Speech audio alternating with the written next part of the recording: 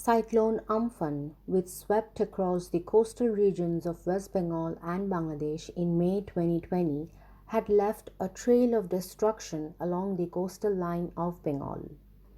It became a super cyclone while it was in the Bay of Bengal, where the sea surface temperature was 2 degrees above normal, which made it turn into a super cyclone. In the past decades, such super cyclones used to kill tens and thousands of people in the coastal zone of Bangladesh. However, since then we have put in place one of the best cyclone warning and evacuation systems in the world.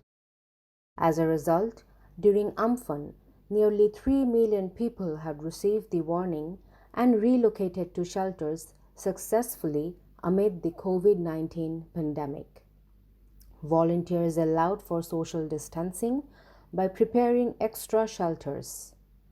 The number of deaths were only a few dozen, and mostly fishermen who could not get to the land in time. This was a major success in reducing the loss of lives.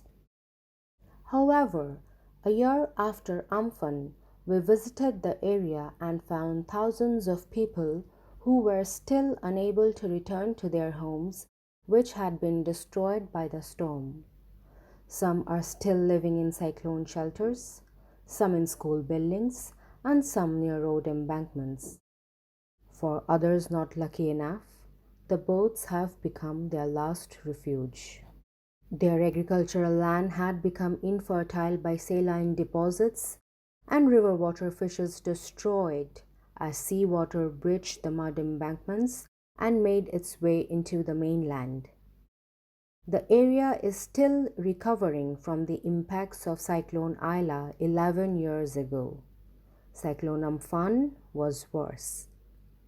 The repeated damage had driven many thousands away. Families have been forced to migrate to the slums of Khulna and Dhaka. So, although effective disaster planning and preparedness by Bangladesh have been successful in saving lives, it still cannot prevent the loss of livelihood of the people whose lives were saved.